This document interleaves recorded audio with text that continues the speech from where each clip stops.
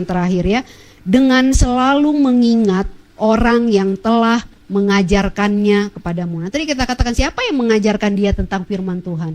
Ibunya dan neneknya gitu ya. Dan kalau dia ingat ibunya, ingat neneknya, pasti kan yang dia ingat itu adalah bagaimana dengan kasih sayang mereka itu membesarkan dia ya kan? Bagaimana dengan kasih sayang mereka itu mendidik dia untuk mengenal firman Tuhan. Dan itu mengingatkan saya Bapak Ibu kepada lagu Di Doa Ibuku Namaku Disebut ya.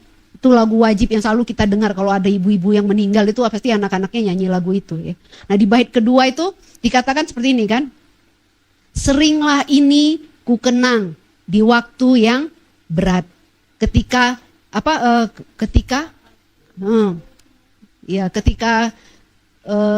hidup menekan dan nyarisku sesat ya kan.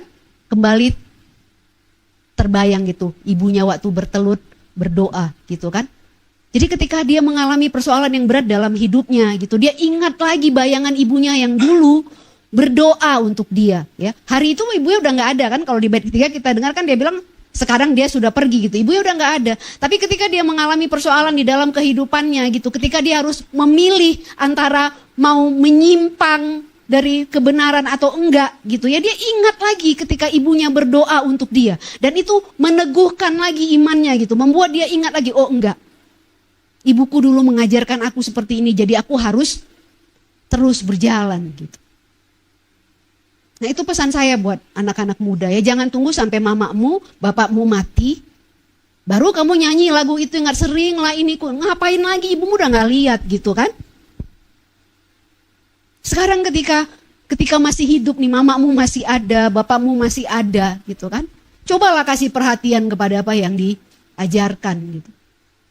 Orang tua tuh gak pernah ngajarin anaknya melakukan sesuatu yang gak benar ya. Kalau orang tua mungkin kadang kelihatannya keras pun, tujuannya adalah untuk supaya anak itu bisa berjalan dengan baik.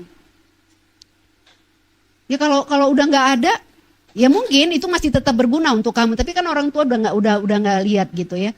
Saya pikir Bapak Ibu orang tua dimanapun tuh sebetulnya nggak mengharapkan apapun dari anaknya gitu ya. Kita nggak pernah kok saya berharap anak saya puji-puji saya kayak apa, enggak. Kalau dia melakukan aja apa yang saya katakan gitu ya, apa yang saya ajarkan, bagi saya tuh itu sudah sebuah sanjungan gitu ya. Kita udah ngerasa disanjung, kita udah ngerasa dipuji. Kalau anak itu hidup sesuai dengan apa yang kita ajarkan gitu. Tapi ketika enggak, hancurnya luar biasa gitu ya. Karena harapannya orang tua tuh nggak ada yang lain selain melihat anak-anaknya tuh bisa tetap hidup dengan benar ya. Saya rasa kita semua orang tua setuju dengan apa yang dikatakan